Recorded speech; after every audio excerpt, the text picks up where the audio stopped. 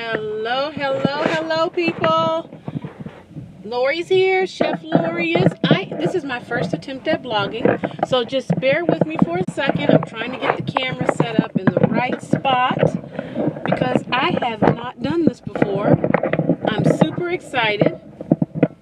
I think that's right. Okay, so I'm in my car. This is my first time vlogging. And I'm vlogging live today because I've never done it before, and so I figure, what do I really have to lose? You know what I'm saying?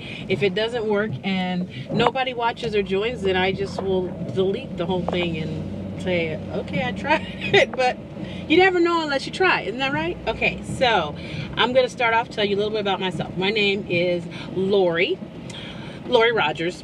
I'm also known as Chef Lorius because I love to cook, and I'm from... Well, okay, that's another thing. Lorius is because some friends of mine were teasing me, and in our church we sing the song about "You're Glorious," and my friends were teasing me saying "You're Lorius." And so when I decided to start cooking online, some of my girlfriends were like, "Oh, you should just call it Chef Lorius," and I was like, that kind of works, you know? And that's how Chef Lorius was born. And I'm going to take this vlogging opportunity to just talk to you about me. I want to tell you kind of about my day, about my family, about my passion for cooking, and I'm just going to be me. And I hope that's somewhat interesting to at least a few of you. Okay, so check this out, right? I've been cooking on YouTube since January, and I have a good time with it. I love cooking. My husband says I'm from Calabama. Now, where's Calabama? I'm glad you asked. I was born and raised in California, Sacramento, California. Whoop, whoop, shout out to Cali. But my family is all from Alabama. They hail from the South. So, with my family being from Alabama, my husband laughed because when we were dating, one time I made him, what did I cook for him? The first thing I think I cooked him was collard greens and barbecue pork chops. And I was cooking the greens, right? And I was rolling the greens up real tight, you know? I was rolling them real tight. And then I was chopping as I rolled them. And he looked and he was like,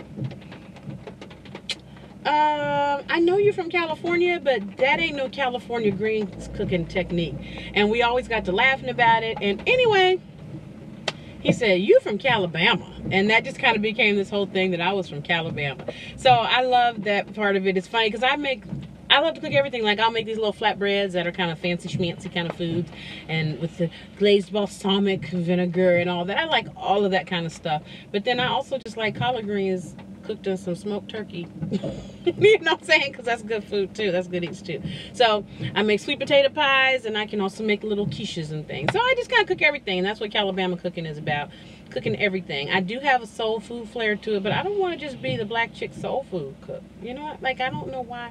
Why do I have to be pigeonholed and be the soul food cook just because I'm a black girl, right? I don't want to do that. I also don't want to have to be the hoity-toity super bougie girl. I just want to be me. Just me, just Lori. And Lori likes all that kind of stuff. Okay, now I gotta say this. You know what's really strange? So I'm in the car, but I'm sitting in traffic because it's raining here in the DC area. And if you've ever been to the DC suburbs, we live in Northern Virginia, those are DC suburbs. If you've ever been here, if you spit on the ground in Virginia, the traffic stops, literally stops. And I'm going somewhere in rush hour traffic. I'm going somewhere to meet my son somewhere. I'll tell you about my kids in a little bit. And all I'm doing is sitting here because it rained. It's not even raining that bad. It has stopped raining. But, yeah, that's what happens in Northern Virginia. So anyway, that's that. But I'm in my car. I'm driving safely. I'm hands-free. See, here are my hands. So in case my husband finds out that I'm doing this, because he told me not to, in case he finds out, my hands are free. And the camera is on, the phone rather, is being held. And I'm not touching anything. The other thing is, I'm sorry, but when I look at you, I think my eyes go off to the side and I look a little crazy. It's because the camera part of my phone is over here, but when I'm looking at it, I'm looking here. So it kind of makes me look a little crazy. So, sorry. I'll get better at this over time. Okay, so let me tell you a little bit about some fun things. So, like I said, I'm from California. I live in Northern Virginia now. I have lived in Northern Virginia, oh gosh, I moved here in 1999. So I guess I'm a Virginian now. One time somebody told me, if you stay here for 10 years, that means you're a Virginian. So I'm a Virginian because I've been here. Oh, it says I have a very bad connection. Uh-oh. I hope it gets better. hope it gets better. I really want to talk. I have things on my mind I want to talk about. Okay, well, I'm just going to keep talking. Hopefully you can hear me. If you can't, shoot me a message or something, and I'll tell you about that later. So I've been in Virginia for a long time. I'm a CPA by trade. I'm licensed here in Virginia, and I do have a small CPA practice that I run. I used to work for a big accounting firm when I first came out of college, and I worked professionally as an accountant for, gosh, almost 20 years, and I enjoyed it a lot. But then after I had my last baby, I couldn't. I have 3 kids, and after the last one was born, there was just like no way that I could continue at that pace with 3 kids. So I started my own kind of thing. I do individual taxes, and I also do small corporate accounting, small business accounting, I should say, not corporate, I say small business, mainly like nonprofits and stuff like that. But I keep it very, very closely held. I keep it very small because I like to have time for my kids. So my oldest son is 22. I'm 44. But my oldest son is 22. He'll be 23 in December. And then my daughter is 9. And my littlest baby will be 5 next month. So life kind of came back around. I had the older one. Life happens. It comes back around. Then I had the 2 little ones. But my older son, he's mama's baby. So, you know, you hear me talk about Richard. That's my oldest. He's my baby. He's going to always be... He got my heart. So my littles, as I call the little ones. So I have Richard and then I have the littles. Is what, you know, the big one, the littles. Okay. And my littles love to eat. My kids have all kind of interesting things. So, okay, Aiden is the littlest guy. He's the one that's going to be 5 next month, and he's going to start kindergarten this fall, and he's really excited because he gets to go to school with his sister, and Aiden is a handful. That boy will say stuff that is unreal. He loves to dance. He thinks he's a superstar. He runs around the house going, "Hey, everybody, Chef Lori is here." He likes saying that whole thing. It excites him, okay? But that's just Aiden. That's just Aiden. And we love him to bits. He's just the sweetest thing. And he'll say things like, one time we were trying to teach him something, or Richard, that's my oldest, was trying to teach him how to say something. And he was saying it wrong. And he kept saying it wrong. And Richard was like, "No, Aiden, this is how you say it." I'm not kidding you guys. Unprovoked. The little boy looked at his brother. At the time, I think Aiden was 3 when this happened. And he said, "You say what you say, and I say what I say." We all fell out laughing. Nobody prompted him. Nobody told him that. That's just Aiden. That's what he does. The other day, my husband was cutting his hair, and I guess like he moved and like a little something like nicked him. It didn't cut him, but you know how like if you're cutting your hair, the little razor went by. Anyway, he looked at my husband and he said, "Really, Dad? Really, Dad?" That's Aiden. So that boy's a handful. He likes to eat. He doesn't like spicy food. If something is spicy, he takes his little hands and he goes, "Ah, it's spicy." But he calls everything spicy. So I love to drink sparkling water. He grabs my sparkling water and he tastes it, and then he says, "It's spicy." And then he says, "But I want more." But he's my little heart. So that's Aiden. Okay. Then there's Madison. She's my daughter. She's 9. Okay, and Madison is our little dancer. She's like the little princess, and she knows that the sun don't rise till she wakes up. It's kind of funny because she's the kind of girl that could only have brothers. Like when we got pregnant with Aiden, we were like, we hope this is a boy, because I don't think neither my husband or I thought she could coexist with a sister. I don't think she can. She has a hard time coexisting with me. I'm always having to remind her that I'm the queen.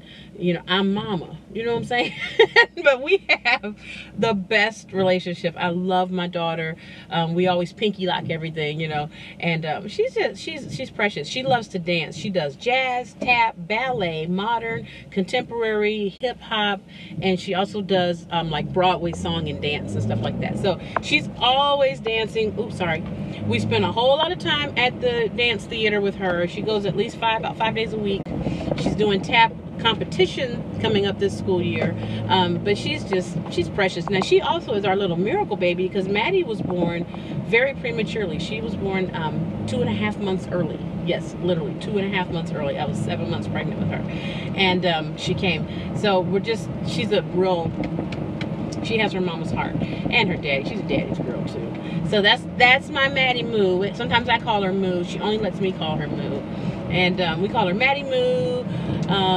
What else do we call her? Sometimes I just call her Moo. We call her Madison. She'll tell you her name is Maddie, but she responds to all of that kind of stuff. Or Miss Moo. I call her Miss Moose sometimes. But anyway, and then my oldest son is Richard. Richard is 22. He is a phenomenal young man. I love him. He's so precious, and he has such a huge heart. He loves people, and he's just the kind of kid, I shouldn't even say kid because he's a young man now, but he's the kind of kid, the kind of guy who's always there with you. He's always going to try to help you. He's always going to do what he can. He just has a heart of gold. You know, if you have kids, you ever look at your kids and think like, what did I do to get like this awesome kid? I mean, he's wonderful, and he's never had caused us any trouble, never been in any trouble. He's just a good kid. So I'm thankful for him. I'm super thankful for him. He's into writing. He's a writer, and he writes some of the most amazing poetry and spoken word pieces. He has a link over on Poetry Soup. The website is called poetrysoup.com. And he's listed there as like an artist, and you can look up Rich Rogers, Rogers, and his writing is phenomenal. I just, every time I read it, I'm like, wow, he wrote that. And his thought process, the way he hears things and the way he internalizes them and thinks about them, it just shows that he's a very good critical thinker as well. And I'm just proud of him. So I probably sound like a proud mama because I am one. But he's really good. He's put out a couple of his spoken word things, and he's working on another one. In fact, that's where I'm going right now. He is, our church has a writers group, and the lady who's over the writers group is having, tonight they're having a discussion on self-publishing. And we had lunch with her the other week, like I guess 1 or 2 weeks ago, and she invited Richard to come to their meeting to learn about self-publishing because he wants to publish his stuff. So I'm going with him for that. He likes, whenever it's something big that he's doing, he always wants mom or dad, mainly mom. But he'll take mom or dad. He's that kind of kid. Mom, and he called me, Mom. He's at my my mom's house. My mother lives here in town with us, and so he was over there. So he called to make sure I was on my way. So I have a sneaking suspicion I'm going to be late because I left in time. But there's water on the ground in Northern Virginia, and that. Whew.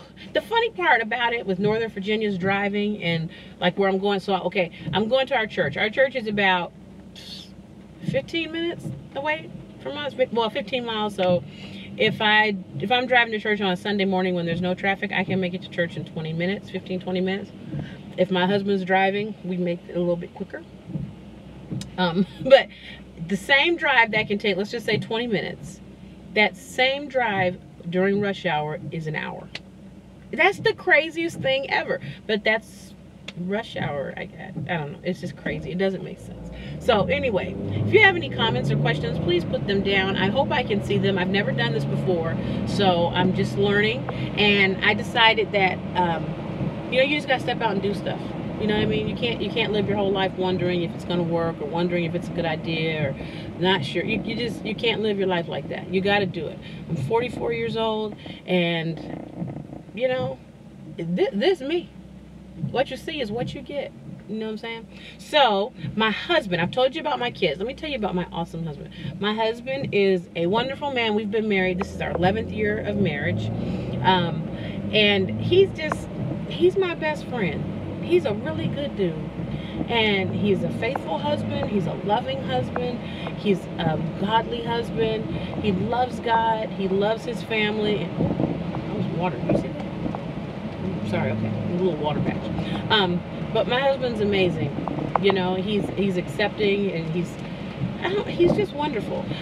Sometimes, you know, people say, what do you love about them, or what do you love about a person? And they say, oh, they're so nice. I love the fact that my husband has an open heart, that he has a heart for God. He seeks to understand people, and he seeks to see what's inside of a person. And he doesn't get distracted sometimes by the things that are outside that can throw you off. Like, you know, sometimes people just are really rough or mean, and then folks are like, oh, I can't even bother with them. That won't turn him off. It doesn't mean that he'll tolerate it, but he's the kind of person who will say, wow, they must be really hurt. You know, that would be his response. They must be really hurt. They must have had a really rough life. He puts up good boundaries, but he doesn't write people off. He always looks for the good in a person, and he always tries to see people how God sees them. You know, he always is trying to say, well, how would Father God view this person? And that's his motivating factor. And I love that about him, because, you know, if you've been married before or for any period of time, you know, marriage, you're not always your best. That's why the commitment is so important, because you're not always at your best. And even in those times when I'm not at my best, my husband knows the real me, and he doesn't I'm sorry, I'm changing lanes. He knows the real me, he sees the real me, and that's who he talks to and responds to. And that's just a really good thing to have. That's what makes him a good friend, and he's very trustworthy. So I love my husband a lot. We've been friends for, oh gosh, so we've been married for, this is 11 years of marriage. We've been friends since 2000. So we were good friends before we got married, and you know, things grew and changed. That's how it happens sometimes. I'm just very thankful to God for bringing us together. So that also means, you can tell, because I keep mentioning God, I am a woman of faith. I love God. I love my faith.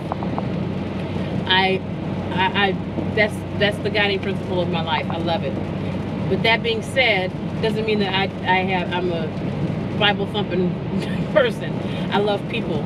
And I love people because God loves people. And when I see you, I see me. Because underneath all of this, we're all the same. You know what I mean? We get so hung up sometimes on these differences that aren't really even differences. And then when we get hung up on them, then it makes us eliminate people or cut people out who we shouldn't be cutting out just because they look different. We prejudge a person. That's what prejudice is, to prejudge. And prejudging is not just, we do it all. It's so funny. The thing about prejudging is, oh, I should do another video about this, because what if you know what, I'll figure it out. If I have to talk about it again, I'll talk about it again. Okay, prejudging. Prejudice is to prejudge. So if you see a person who looks different from you and you think, oh, they must be blah, that's prejudice, because you're prejudging them. But here's my thing with prejudices, okay? I don't believe that just because a person has a prejudice that they're a bad person. Because the truth is, everybody has a prejudice. Everybody prejudges. Just because you recognize that everybody does something doesn't make it right. But it means you have to accept that everybody does it. And it kind of helps you get off your high horse. You understand what I'm saying? Like, you know, I love it when we say stuff like, oh, I can't believe they did that. That is so wrong. And then, or, oh, well, you know, people like that always this, or, oh, you know, they do, oh, I can't stand. We do and say all this kind of stuff. We're just prejudging. And then we turn around and get mad and say, they're doing that because I'm black. Well, you said something to them just because of how they looked, or something they said made you think a certain way. So how is their prejudice any worse than your prejudice?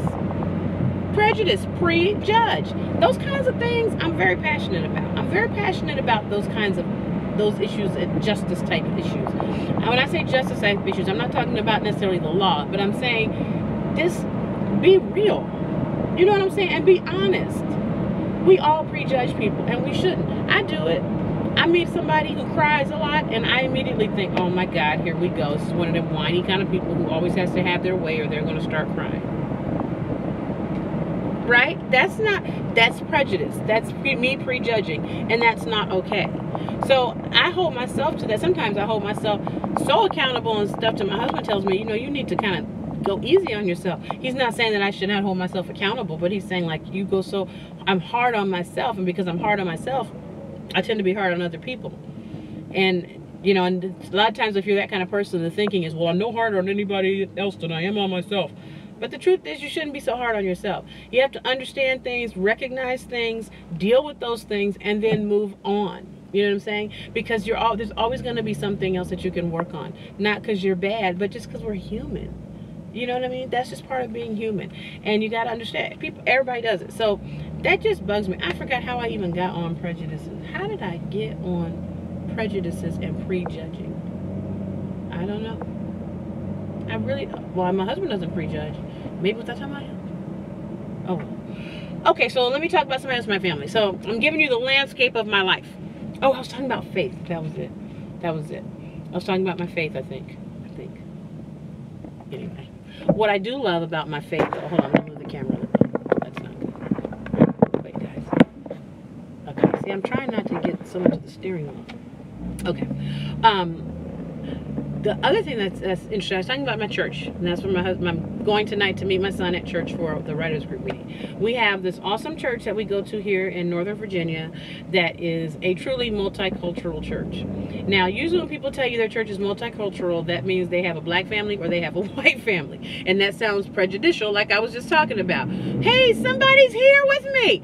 Oh my God, I'm so excited. Hi, whoever you are, hi. Thank you for joining me. This is my first time vlogging, so I just decided to go for it. You know what I'm saying? It's like, I don't know. I'm just going to go for it. I'm just going to talk. So I'm just talking about my family a little bit and cooking and things. And so I was talking about, we were talking about prejudices a minute ago and prejudging and things like that. And just that, you know, one part time, sometimes we prejudge people and then we have the nerve to get mad at them and say that they prejudged us. Anyway, you know what? We're all human. We all got stuff to work on. So anyway, I was talking about, though, that my church is multicultural, but it's really multicultural. Multicultural usually just means like somebody there of a different ethnicity. You know what I'm saying? Or something silly like that. But our church is really fun because it's like all mixed up. Our pastors are white South Africans, which is cool. And then we have like Spanish people, we have African American people, we have African people, we have European people, we have Asian people, we have everything. And my husband and I are the music directors at our church, so we I lead worship and all this stuff. So when I'm singing and things and I look out, like there's everybody imaginable there. So we're not a white church, we're not a black church, we're just a church full of people. And I love it because our church doesn't have a whole bunch of rules and all that kind of stuff. We're like, you know, what's your relation? What's going on in your heart? You know what I mean? Where are you here? And that's what matters the most. And I just love that. I love that. And so we have a writers group because there are people who have a passion for writing, and they've also, there's one group of them has actually written and published a book. They had a book signing Sunday, and tonight they're talking about self-publishing. And I'm taking my son, my 22-year-old son, because the leader of that group has invited him to learn how to self-publish his book. So there it is. I'm excited. Now look at this, guys. I was just talking about the fact that it was raining earlier and it was making the traffic a mess. I'm going to try to flip the camera just for a minute. Well, no, I won't. Just trust me. It stopped raining. But what's so crazy is I think it was raining 10 miles back. See, I'm headed south. So it was raining 10 miles north, but over here, there's no sight of rain. The ground is perfectly, I did it again, sorry. The ground is perfectly dry, and I have no idea what that's about. So, okay, whatever. So this is my attempt at vlogging. And I don't know that I have a specific topic I'm going to vlog about. Oh, I have poor connection. I hope whoever's with me didn't leave me. Oh, shucks. I'm just going to keep talking. I just, you know, I'm always thinking about things, and I'm always talking about stuff. And when I get in my car, I don't know, I know I'm not the only one. I'm not even going to say, am I the only one? I know I'm not the only one who gets in your car and your mind just starts going. Some people do it in the shower. I do it in the car. And I'm always thinking, what about this? What about that? So I decided I'm just going to start vlogging. I'm just going to start talking about my life and talking about what I'm doing and where I'm going and everything. And I'm just, that's just me. That's my life. I'm going to make it be what it is. I'm going to do it. I'm just going to do it. That's a song I love by KB. He's a rapper.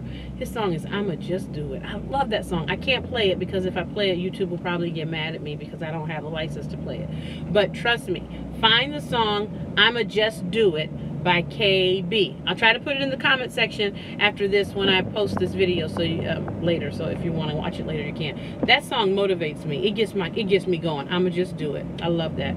I love it. I love it. So I cook, right? So I'm Chef Lori. Okay. I'm not going to just talk about that because there's more to me than just cooking. You know what I mean? Do you ever feel like that? Like people just pigeonhole you because of one thing you do? I also play the piano. And like I said a minute ago, I'm the worship leader at my church and stuff. And our church is not a mega church, but you know, it's not small. There's 500 people there on a Sunday, you know. So I play and I sing and everything. I'm not the best singer in the world. I'm not the worst singer in the world, but my thing is more playing, you know, but I do sing. I gotta do better keeping my thoughts together. What was I saying? If you're there, give me a comment. Remind me. Oh, and then I keep putting my hand in front of the camera. This is funny.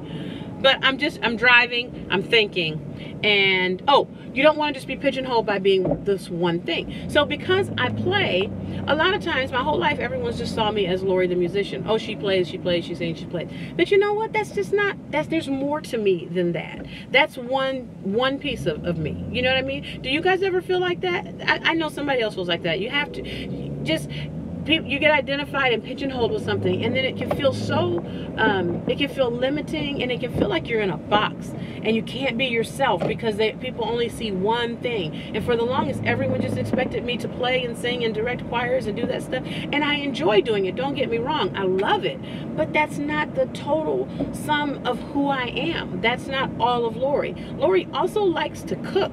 Lori loves to cook, in fact, and that's probably one of my passions are. I've thought before, like, do I like music more than cooking? Do I like cooking more than music? And the truth is, I like them both the same. They're both deep passions of mine, and I enjoy the creativity that comes with both of them. Now, the weird part is I'm a CPA by trade, which means that my profession is to be very logical and, you know, kind of detail oriented, and I am detail oriented and I'm logical. I can do my job, but honestly it starts to bore me after a while because it's just the same thing over and over again. Every month closes the same, every financial statement is effectively the same. You have little variations, but it's the same stuff. But that's one little piece of who I am. But I'm also a wife. I love loving my husband. I love loving him. You know, I love it. So that's a piece of who I am too. So don't pigeonhole me by just having to be in church all the time. I grew up in church, so you know, when you grow up in church, you're just a church girl. And I did grow up a church girl. I'm not even gonna pretend like I didn't. But even that was a hole, a little box that I was in, the church girl box. I'm a person. I'm a woman. You know what I mean? I'm a woman, and I want to do things. I want to try things. I want to see things. I want to live life. And God wants me to live life, and he wants me to enjoy it. So that's what I'm going to do. I'm going to make him happy. Now, I'm going to tell you something. It's taken me to my 40s to get real comfortable with this. Because in your 20s, you still get very, well, I shouldn't say very, but in your 20s, you're still kind of interested in, sometimes a little consumed with what other people think and say. But you keep living, and you're like, you know what? I'm going to be me. And like KB says, I'm going to just do it. So this is another side of me. I also love to talk, honey. I love to talk, but I love to cook. So here's what I'm thinking about cooking. So this week, so my Chef Lori's thing. I'm here on Facebook. I mean, here on YouTube at Chef Lori's. I keep saying I said Facebook because I'm on Facebook too, and I cook live on Facebook Thursday nights at 8:15 Eastern. And this week we have ingredients of the week. So and that whatever the ingredient of the week is, I post about that all week long, and then I cook something from it, right? So this week, eggs is the ingredient of the week. So I've been trying to figure out what to cook with eggs. You know what I want to learn how to do, you guys? I want to learn how to poach an egg. I've never poached an egg before, and I don't even eat them runny. I don't eat runny eggs. I don't know if it's because I don't like them or because my mama says she don't like them. I don't know. I'm gonna try. Keep putting my hand in front of you. Okay, see, I drive like this a lot. I gotta stop that, especially unless I'm gonna. Okay, I'll figure it out. But anyway, I'm gonna figure that whole thing out. So I think I'm trying to decide though how I'm gonna cook this egg. My eggs for Thursday nights live this week. Last week was bacon week. Oh my God, it was beautiful. I love bacon. I cooked a bacon pizza with garlic white sauce or something like that, white sauce. It was really good. I don't like red sauces because me and tomatoes don't get along, and whenever I eat them, things happen. Yeah. Last night I had some salsa, and that was, oh my gosh, my friend Eric made some salsa, and my husband and I, we were at rehearsal. We have rehearsals on Monday nights because I told you we play for our church. So we had rehearsal Monday night, and this guy plays the drums. He makes this really good salsa. If he's watching this, I hope he watches it because he's always encouraging me to do this stuff. But I don't know, it's kind of long, he might not. He's always encouraged me. But anyway, he makes this really good salsa. I mean, it's bomb. And I was eating it, and my husband looked at me. He's like, what are you doing? You know that has tomatoes in it, and you know that is not gonna work for you. And I was like, I know, but it's good.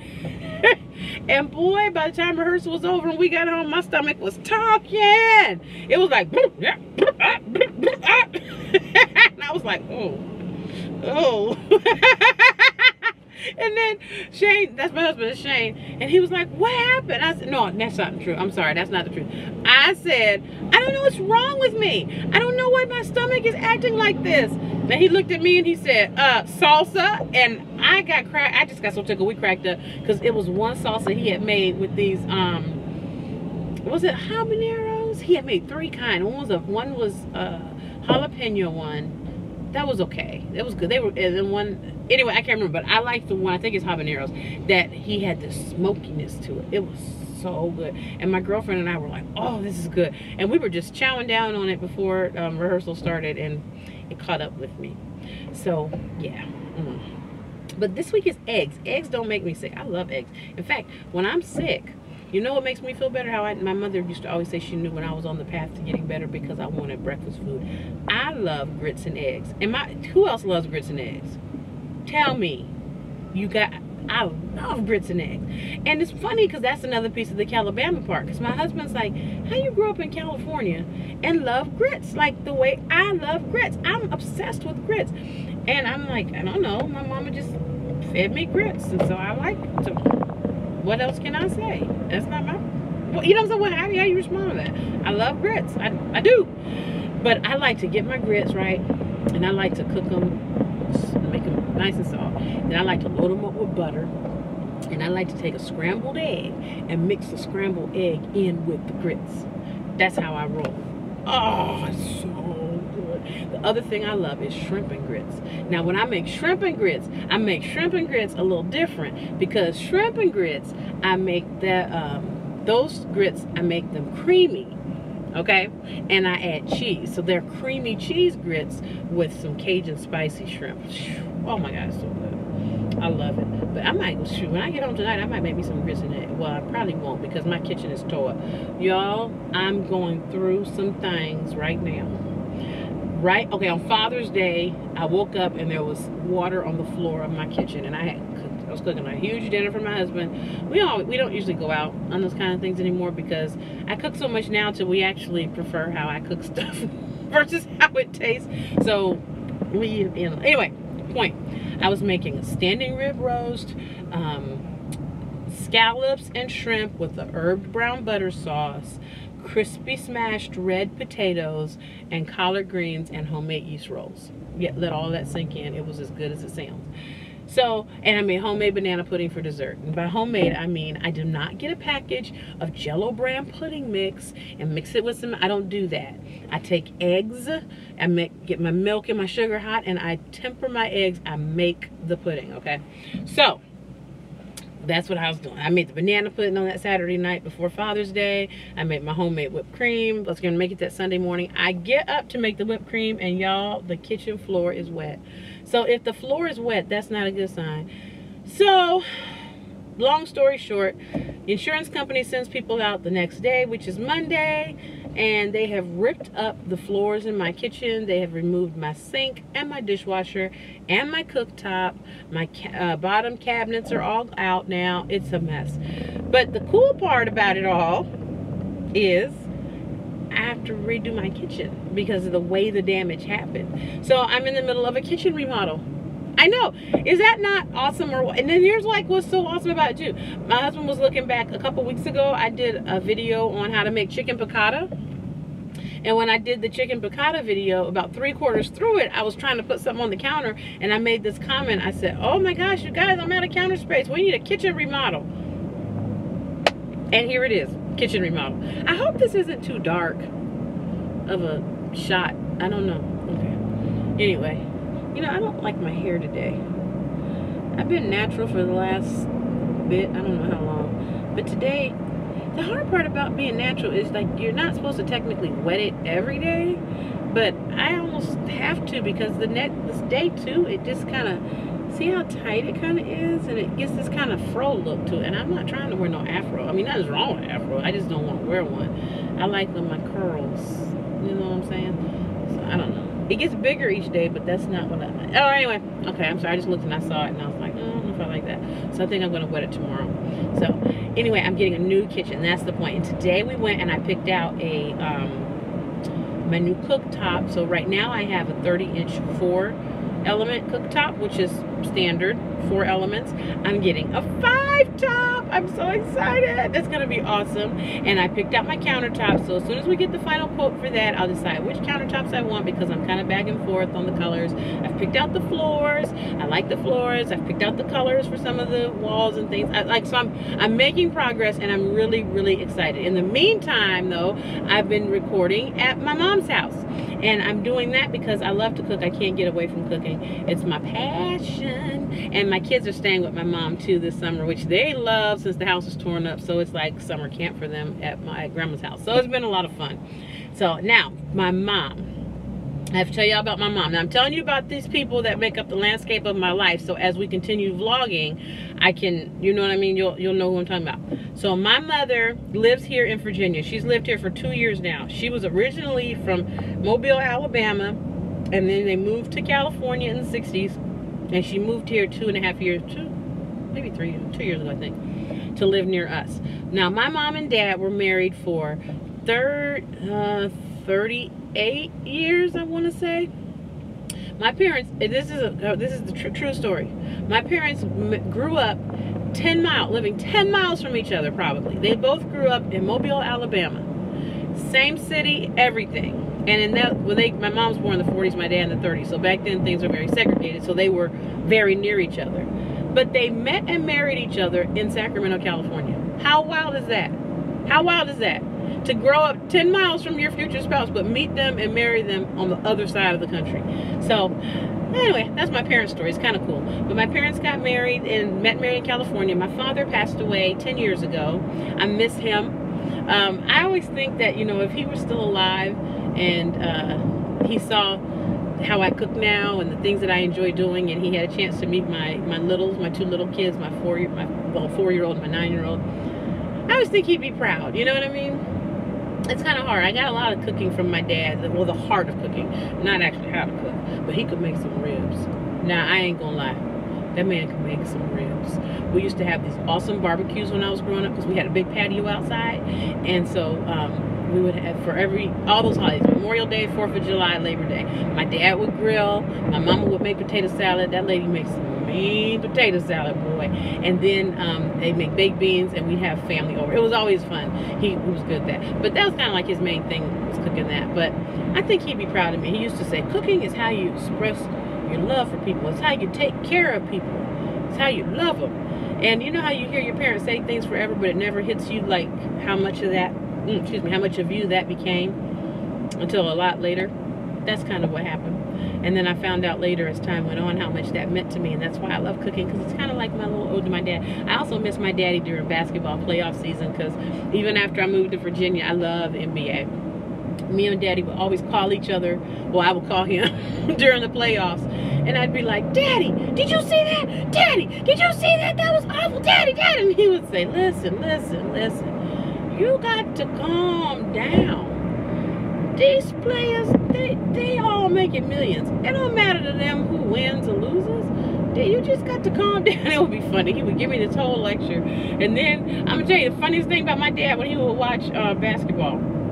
He couldn't stand Hubie Brown commenting.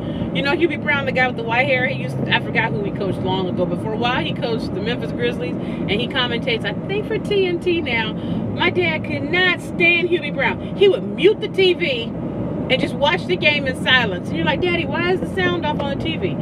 I can't stand that Hubie Brown. I was like, is that deep?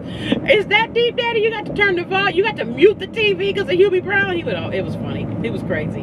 But I didn't like Luke Walton back then either when he would commentate. So I've muted the TV for him. But I missed that about my dad. He had all these crazy theories. He'd say, now, I'm going to tell you, when they come out of halftime, the team going to the right usually wins if they were doing well going into the half. What?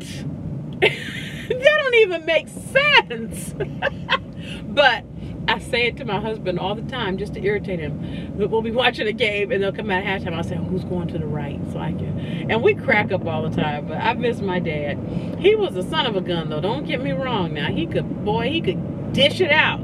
He could be rough, but he also could be pretty sweet as well. He was crazy. I miss him. I miss him. So when my father passed away in 2007, my mom and dad only had me. I was the only child they had together, and they were married my whole life. So my mom, when my dad died, she became a widow, and she was on her own. And I was living across the country. She was in California. I was here in Virginia. So we were like, Mom, you need to move. And of course, now my mom also was 10 years younger than my dad. So my dad was 69 when he died. My mom was 59. She turned 60. He died in the spring. She turned 60 that fall. So she was still a very healthy, spry, you know, woman. And my mom's a pretty gal.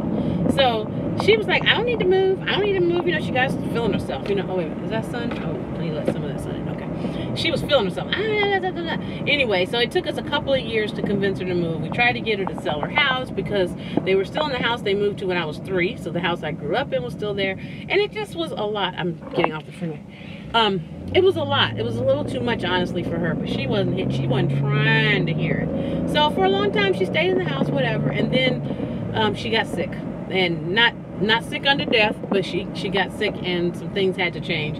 And in that process, we got her to come and live here in Virginia, and it turned out really great. Her house sold very well, and then she was able to buy a condo here. So she lives 2 miles from me. My kids love it. I love it because my mom is close by, so I know she's safe.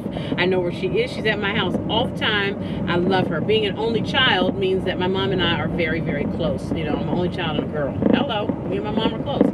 So that's really cool. But my mom also can be a little crazy sometimes. Now, I'm not talking about her behind her back. I hope she watches this. I doubt that she does. I'm sorry, you guys, for the sun situation. It's the direction I'm driving in. I'm pulling in. Oh, wow. That dude almost ran me over and almost hit the geese. Calm down, people. Anyway, it's the direction I was turning in. But my mom is cray. I'm not talking about her behind her back, because I tell her to her face, Mama, you cray. I'll tell her. I love her though. But anyway, she's cool, and you'll definitely hear me talk a lot about her. So I have arrived at my destination. I am here at church, so I can go to this meeting with my Richard to get a chance to see about, I hope you can see me, to learn about self-publishing a book. Yep, I see his car. I'm gonna park next to him. And I think this is my thing. I'm going to just talk to you guys when I'm in the car. Hopefully you'll join me and we can just have a good old time. Thank you so much if you did watch. Oh, hold on, I'm parking. Wait. We were safe. We had no accidents and no injuries. This was great. I think I like vlogging. I like talking. All right, guys. I'll see you next time I'm in the car. Bye.